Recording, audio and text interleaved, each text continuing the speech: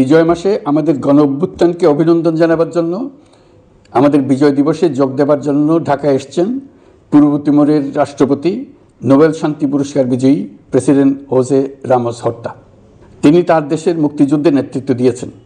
আমাদের দেশের মুক্তিযুদ্ধ তাকে অনুপ্রাণিত করেছিল।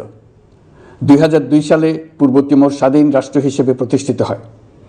আমাদের জাতীয় উৎসবে শরীক হওয়ার জন্য জাতির পক্ষ থেকে তাকে আমরা স্বাগত জানাচ্ছি।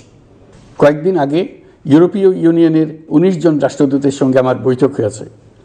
এই প্রথমবারের মতো ইউরোপিয়ান ইউনিয়নের প্রায় সকল দেশের রাষ্ট্রদূতগণ একসঙ্গে ঢাকায় এসে সরকারের সঙ্গে বৈঠক করলেন। এই দেশগুলোর বেশিরভাগ দূতাবাস দিল্লিতে।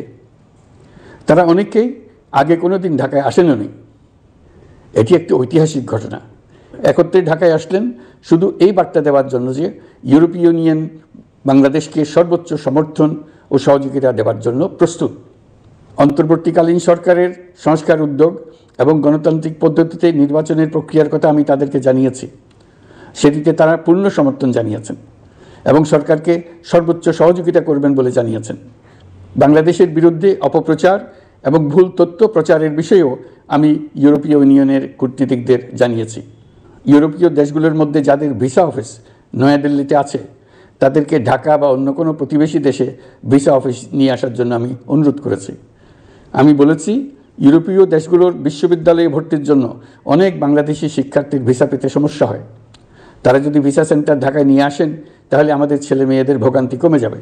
এছাড়া অর্থনৈতিক ও সামাজিক ক্ষেত্রে তাদের সহযোগিতার মাত্রা বাড়ানোর বিষয়ে আমি আলাপ করেছি।